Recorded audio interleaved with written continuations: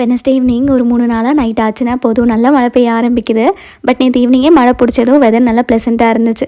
So இந்த வெதருக்கு ஆப்டாக நல்லா சூடாக வீட்லேயே மசால் பொரி செஞ்சு சாப்பிடுவோன்னு சொல்லிட்டு சூப்பர் மார்க்கெட்டுக்கு போய் பச்சை பட்டாணியும் ரெடிமேட் பொரியும் வாங்கிட்டு வந்துட்டேன். ஒரு சில டைம் இந்த மாதிரி திங்ஸ்லாம் வாங்குறப்போ கம்மி விலை தான் இருக்கும்னு நினச்சிட்டு எம்ஆர்பி பார்க்காம எடுத்துருவேன். நேற்றும் அப்படி தான் பில் போடுறப்போ வாங்கினது 2 ஐட்டம், இதுக்கு போய் 300க்கு மேலே வந்துருச்சேன்னு யோசிச்சிட்டே வந்தேன். நிஜமாவே இந்த பட்டாணிக்கு இவ்வளோ ஆகுமான்னு எனக்கு தெரியல. Maybe next time MRP check பண்ணிட்டு தான் எடுக்கணும். எனிவேஸ் பூரி மசாலாவுக்கு குக்கரில் பட்டாணி உருளைக்கிழங்கு கூட உப்பு சேர்த்துட்டு 6 விசிலுக்கு ப்ரெஷர் குக் பண்ண வச்சுட்டேன்.